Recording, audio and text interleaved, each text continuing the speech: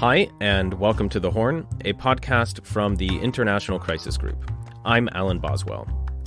My guest today is Declan Walsh. Declan is the New York Times chief Africa correspondent based in Nairobi.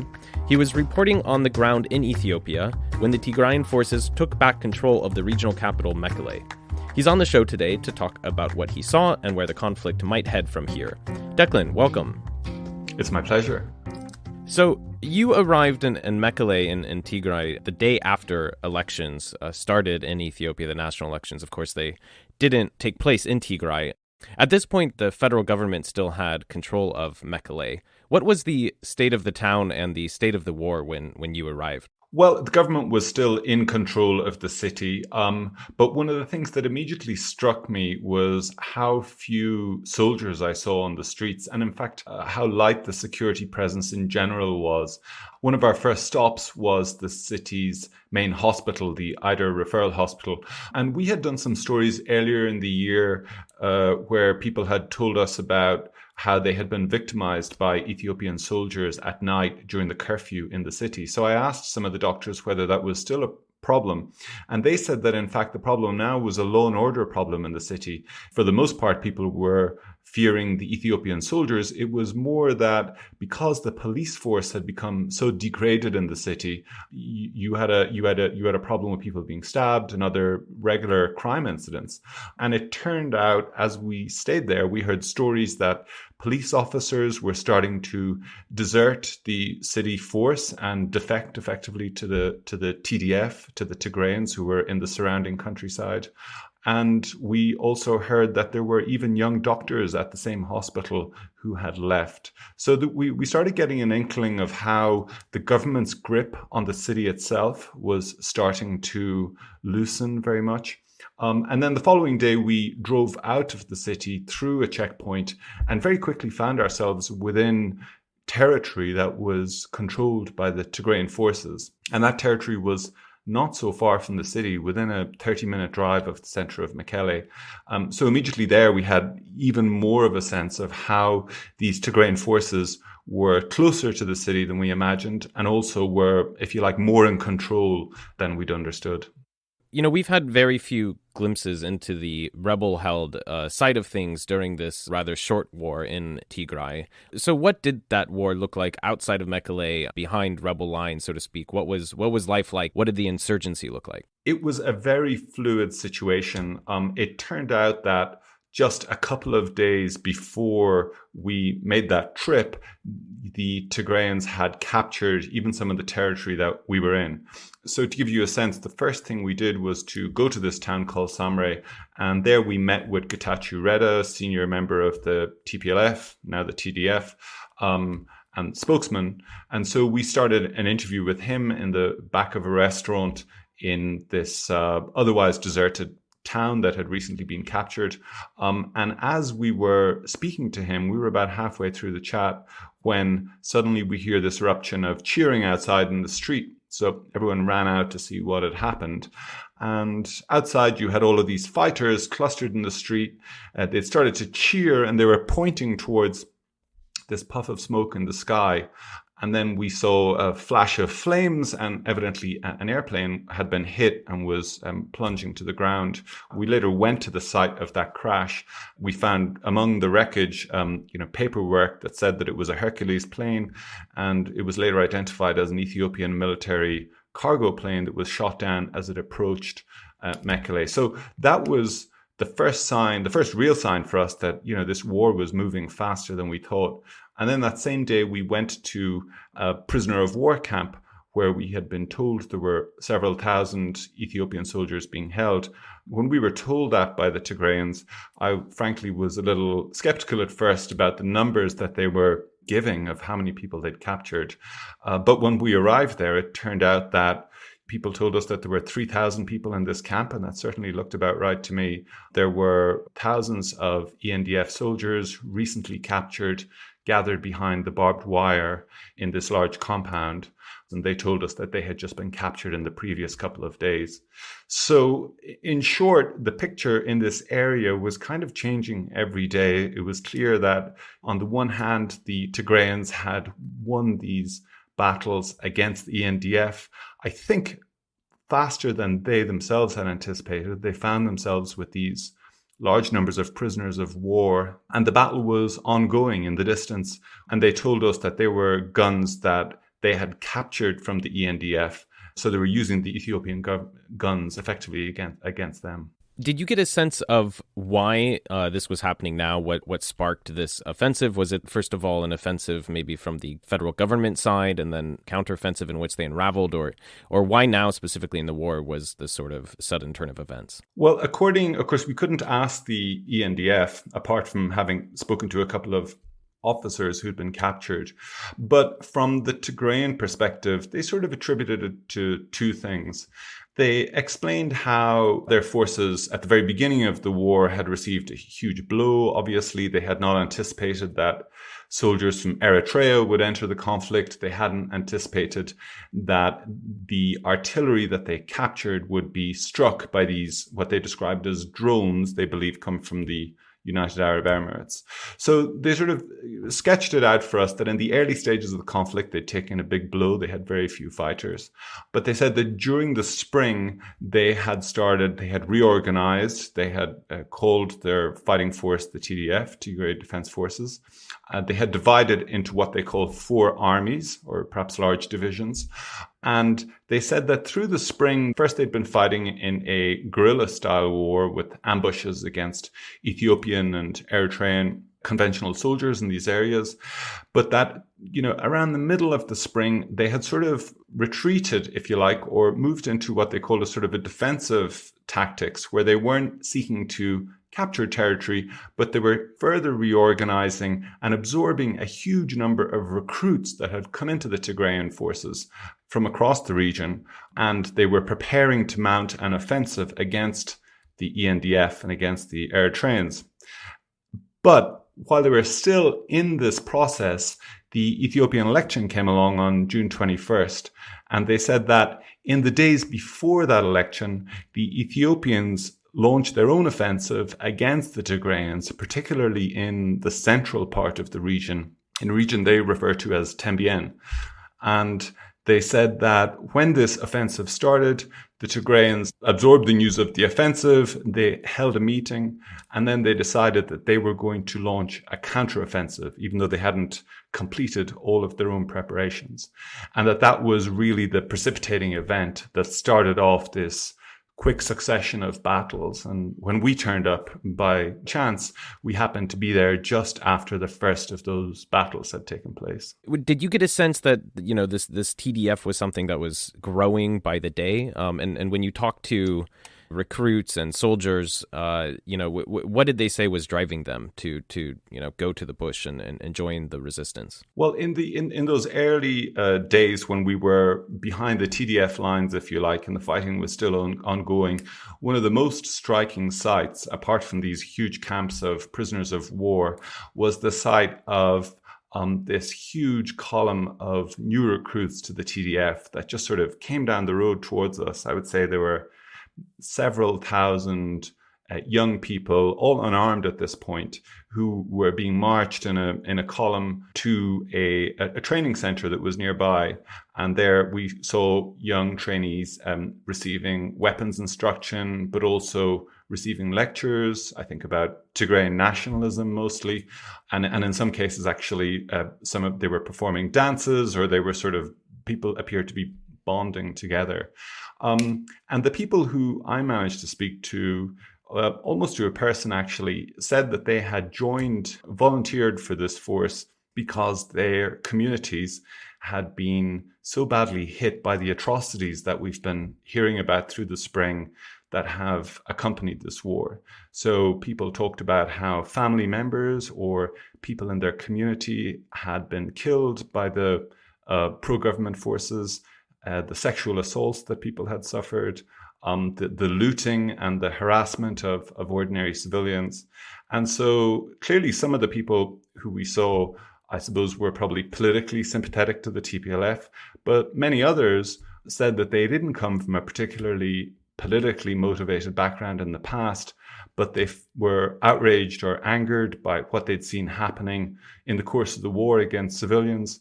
And sort of said that they were putting politics aside and that they felt that war was no longer against the TPLF, but it was against their communities. And they saw this essentially as a fight for survival. And is the TDF basically a rebranded TPLF, or what's the difference? That's an excellent question. They say that they are not, but of course it is unmistakable that that many of the leaders of the leader of the TDF is the same as Debretsion Gebremichael, the same who also leads the TPLF. Similarly with figures like Getachew Reda, and of course you have within the senior leadership of the TDF people who are former TPLF leaders. You have people like Getachew Asefa, the former spy chief of Ethiopia. But you do also have within their ranks people who had split from the TPLF or who were not necessarily active TPLF members at the time. You also have within the ranks people from other Tigrayan parties, like the Tigray Independence Party, for instance.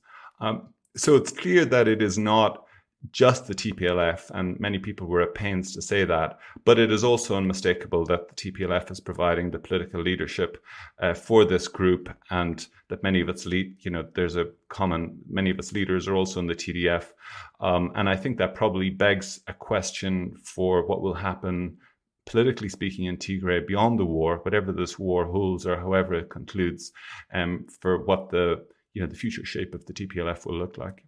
And I think just one more question before we move on to some of these other topics. We've talked a lot on the podcast, of course, about the regional implications of the war. And there's been a lot of speculation about whether the TDF or TPLF has managed to get any foreign backing or any foreign supplies. Did you see any evidence, especially when it comes to arms or ammunition, that they had received any supplies from the outside? No, I mean, I asked them about that and they said that they had not, but I suppose that's probably the sort of answer you would expect to hear, whatever the truth of the matter.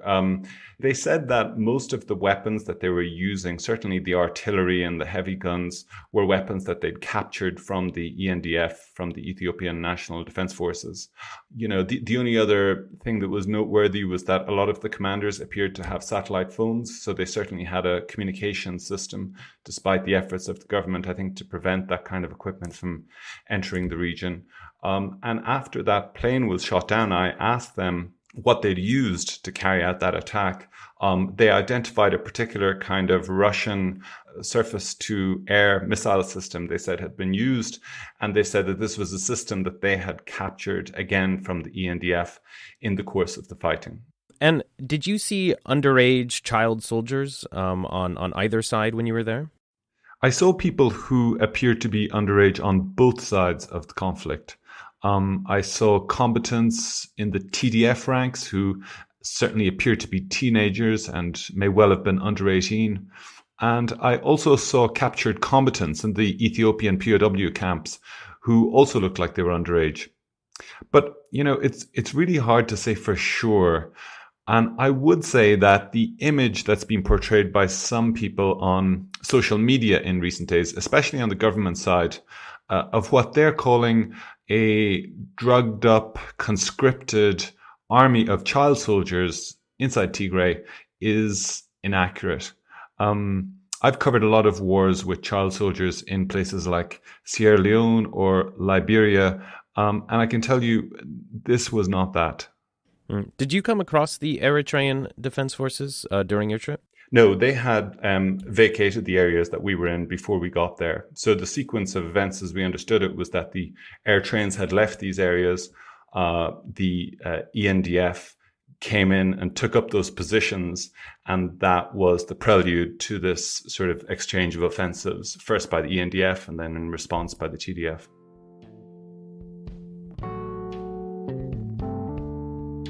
Hi everyone, we will be back in a moment, but first a message from our friends at Foreign Policy.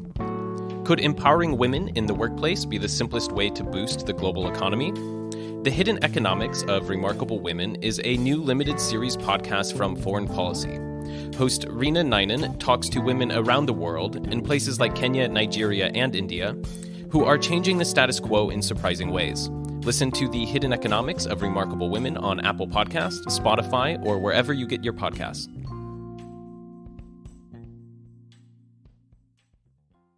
Now, There's been a lot of concern, and we've talked about it on the podcast, about the humanitarian situation in Tigray, especially related to food insecurity and, of course, concerns of famine.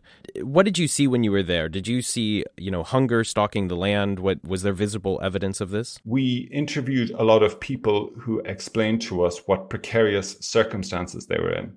So, for instance, in some of these TDF areas, I interviewed people who explained to me that, ENDF or Eritrean troops had stolen their stores of grain, they had destroyed their crops, they had destroyed their agricultural implements, and therefore taken away their ability to plant a new crop for the coming harvest. And they said that they were basically hanging on by a thread, dependent on international aid groups and their ability to get to those areas and bring deliveries of relief aid, sometimes once a month or whatever it might have been. So we met a lot of people who explained just how precarious it was. But I would stress, I guess, that when we were in these areas, these were areas where there had just been a fight. We were, driving around, going to the prisoner of war camps, trying to move pretty fast, sometimes over long distances. So we weren't really in a position to sort of dig into some of these communities and really look for the most vulnerable people who may be affected by these shortages. And I've no doubt some of those were there. And of course, we were only in one small part of the region. And I think, the main message I got from aid workers is how difficult it's been even to get an accurate assessment of the conditions in many parts of Tigray because access was so difficult. When the ENDF and the Eritrean troops were there, aid workers told us about how they would get to checkpoints and they just didn't know if they would be allowed to cross from one day to another or from one week to another. So that made it very difficult to have a predictable delivery of relief aid to some of these more vulnerable, far-flung parts of the region. And if you look at the figures that the UN has just released recently, I think they said that 30% of Tigray was accessible to their agencies as recently as May, and now that figure is somewhere in the order of 70% right now. And the area you were in, was it receiving any humanitarian aid by the time you arrived there? Yeah, it had received, it certainly was receiving some. We passed a vehicle from Médecins Sans Frontières, Doctors Without Borders, when we were driving towards this area. I believe the Red Cross, the ICRC, had also been to that area. So it was not an easy place to reach, but some of the big international agencies, including the UN, had reached it. Okay. And was there any sign of Ethiopian government humanitarian assistance reaching these areas? Yes, there was a distribution of some humanitarian aid from the transitional or from the interim authorities while we were there. As I recall, it was sacks of fertilizer that were being distributed. Now, you've described a real whirlwind of events when you arrived and then going, from Mekelle into the TDF-held areas. And then, of course, the TDF captured Mekelle. When did you realize that Mekelle was going to fall, and how did you witness that? Well, I think the first hint was the cutting off of the internet, and I'll admit to our own shame, we didn't quite understand why that was happening. That was on the Saturday morning. I remember the internet went down, and then by Sunday afternoon, Sunday evening, there were signs, some other further hints that things were afoot. We heard that some of the provincial officials had started to leave the city. It wasn't clear why, and then the following day, on the Monday, which was the day that we now know that the Ethiopian military left the city, very early on, there were these stories that vehicles were being commandeered by Ethiopian military troops who were trying to leave the city and taking four-wheel drives. So we had to take the vehicle we were hiring. We had to kind of put it into hiding for a few hours, lest it should be seized by the soldiers. And then I went to the headquarters of the regional authorities to see who was there. And I found myself in this deserted building. I walked all the way to the fourth floor, where the interim president and the military commander had their offices. They were closed. There was nobody there. And when I looked out the window, I could see these federal police officers gathered around a bus and throwing their backpacks into the back of the bus. So it became clear that they were leaving. Later on, we learned, of course, that some of the departing Ethiopian soldiers stormed into the offices of two UN agencies, UNICEF and the World Food Programme, and took away their VSATs, the satellite equipment that they have that allowed them to have an internet connection with the outside world. So there was this very strange period on the Monday where nobody seemed to be sure what was happening. The Ethiopian soldiers appeared to have vanished into thin air. There was talk about some fighting taking place on the edge of the city. And then by sort of after dusk, early evening, we saw these sort of victory parades start through the center of Mekelle, where mostly actually very few TDF fighters at that point, mostly local people who realized what had happened, and they felt bold enough to venture out onto the streets and immediately sort of erupted into these raucous celebrations at the departure of the Ethiopians, and really setting the stage for the arrival en masse of the Tigrayan fighters. And what did the Tigrayan fighters do when they arrived back to what had been their capital until recently? There was a festive atmosphere that went on for several days. I mean, there were just celebrations in the streets. There was constant tooting of horns. Residents of the city flooded onto the pavements. There were these sort of victory parades through the city with these columns of Tigrayan fighters who'd come in from the countryside. I would say on the part of the residents of the city, there was this palpable sense of relief and joy. And frankly, I think people did not expect the city to fall that quickly or so suddenly. If you cycle back a couple of days when we had been with the TDF leaders interviewing them, they were listing their victories as they described them. And I said, well, does this mean you're going to try to take Mekelle? And he said, no, we're not. He made it clear that they didn't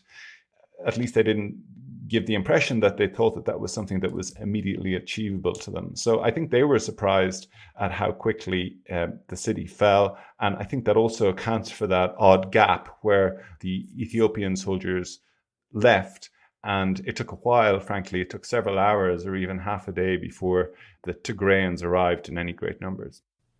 And you talked to prisoners of war that were captured from the ENDF side. Interviewing POWs can always be a complicated affair in the conflict zone. Did you feel like you were able to get a sense of what the state of mind of the fighters fighting on the Ethiopian federal government side has been from your conversations? Yeah, I mean, we were very sensitive to the idea that it's unusual to interview a prisoner of war, and anybody who we spoke with, we prefaced the conversation by making it clear to them that they were under no obligation to speak to us and that we were reporters. Anyone who spoke to us said that they were doing so of their own volition. And probably the most revealing conversation I had was with a senior officer, one of the division commanders of, I think it was the 11th Infantry Division. He gave his consent for the interview. I told him he was under no obligation. And he really seemed to want anyway to open up, to talk about how this campaign had fallen apart on his side. And he was also, I felt, unusually critical of, he talked about politicians on all sides, but clearly that included his own commanders in the Ethiopian government. And he spoke of his disillusionment with the fight. He talked about how some of the officers, including himself, were very unhappy by the prominent Eritrean role in the fighting, and felt that this was a political conflict that had spilled into an unnecessary war, as he described it. Since the beginning of this war, the accounts of atrocities have really just been quite remarkable. Did you get any sense of what's driving that on the ground? I mean, what's driving what just looks like cruelty in many instances? Very hard to get into the minds of the people who are carrying out these kind of atrocities.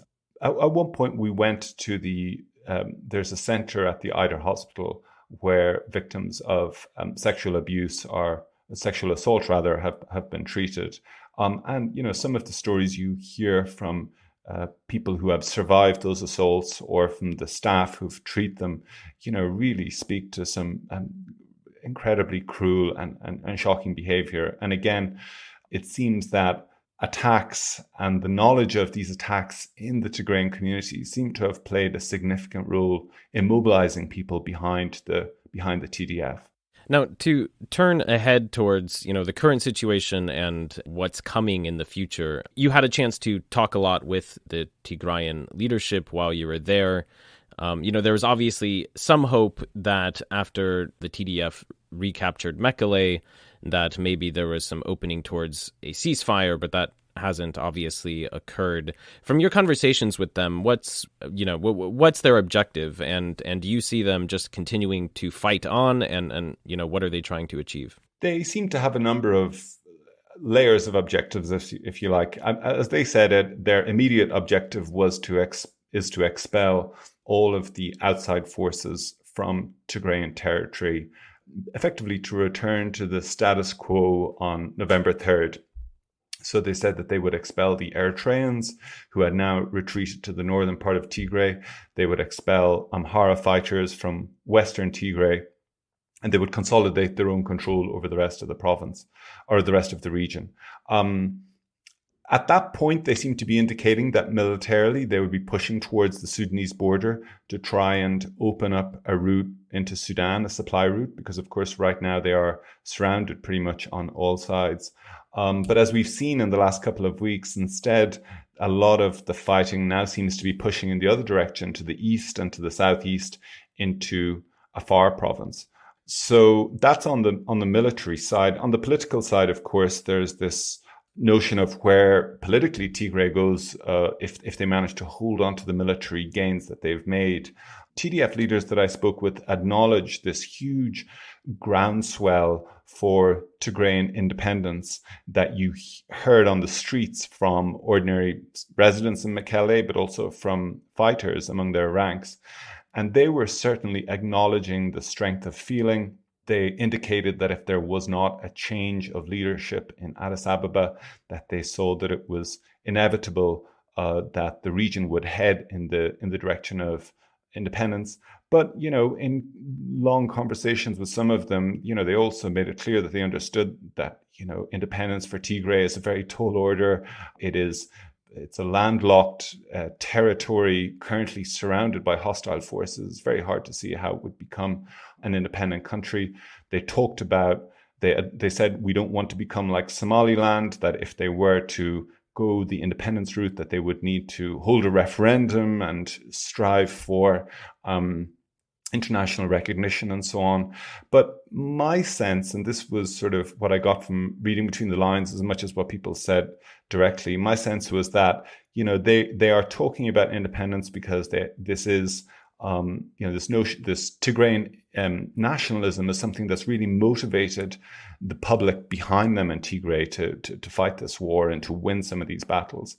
But they also know that it's a tall order, and many of them indicated that as well as opening up supply routes and retaking control of this land, I think they're also trying to exert pressure on the government in Addis Ababa. They see, obviously, Abiy Ahmed as a huge part of the problem.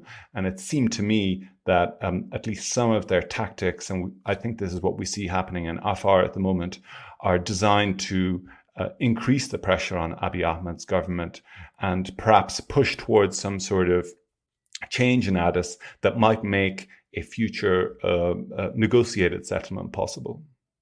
And did you hear anything that would lead you to believe while you were there that they might turn their sights on Asmara and, President Isaias Afwerki instead of just internally within Ethiopia? Yes, I heard the same things that were reported elsewhere. I had leaders who said that if necessary, we will fight, we will go as far as Asmara. I also spoke to leaders, though, who said, well, maybe that's a job for the Eritrean people. So I heard conflicting reports on that front. But I think what there certainly was in common to all of these leaders was a recognition that, a hostile Eritrea was a problem for Tigray no matter what, and that this was a problem that in some shape or form they would have to tackle and resolve, at least in their own terms. Since you've left on the Ethiopian government side, on the federal government side, what has your reporting shown, the approach that they've taken since they lost Mekelle? There's obviously been concern about a sort of siege situation towards the entire region. What have you seen? Yeah, I've been speaking to some people just in the last couple of days, actually, and it seems that there's a very grave situation developing on the humanitarian front inside Tigray that's related to access from the outside. As I said earlier, the problem before was that aid groups couldn't move around very easily inside Tigray. Now that a large part of the territory is controlled by one group, the issue is much less about access inside Tigray, and now it's all about access into Tigray from the outside. Now, the Ethiopian government has stressed that it is helping it is assisting and cooperating with the humanitarian operations. But the evidence from the ground suggests otherwise, frankly. We've had only one aid convoy has managed to make the journey from Samara, the capital of Afar province, into Tigray in the last number of weeks, because the second convoy that tried to make that journey was attacked by an unidentified militia and forced to turn back. Since then, the UN, I think, has built up about 200 trucks filled with relief aid that are waiting to make that journey into Tigray. They've not been able to make it yet for security reasons. And by the same token, air access is largely cut off. There has been a handful of UN flights that have been allowed into Tigray. But by several accounts, during the last flight, I think it was last Thursday, aid workers and UN officials who were traveling to Tigray were subjected to extensive searches at the main airport in Addis Ababa. They had things like personal medication confiscated from them, or they were forced to leave it behind. They also the Ethiopian officials told them they weren't allowed to bring more than the equivalent of, I think, about $230 in cash. So aid agencies are saying that it's almost impossible to get extra food into Tigray right now. There are electricity shortages. There's very little cash in the region. The communications are down.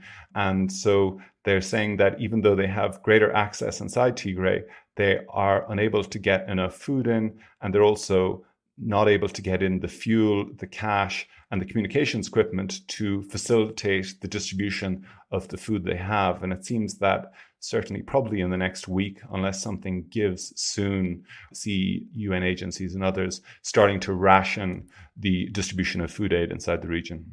All right, Declan, we're running out of time, and thanks for fielding so many questions from us.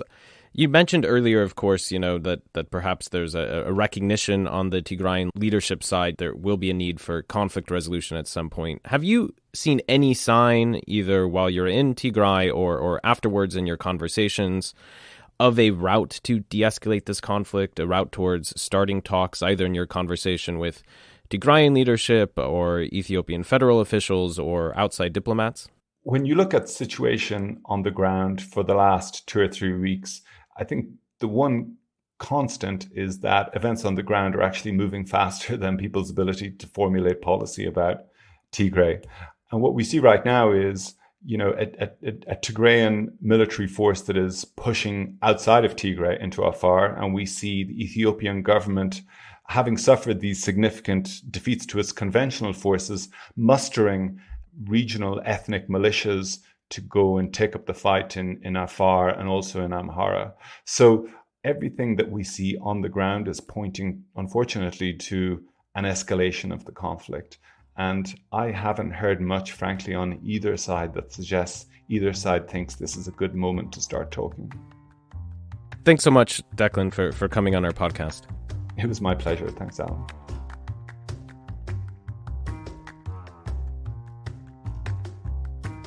Thanks for listening. We are going to be back in 2 weeks with a special summer series of The Horn. Stay tuned for more on that. The Horn is a production of the International Crisis Group. I'm Alan Boswell, and this episode was produced by Maeve Francis and Ida Hollinabi.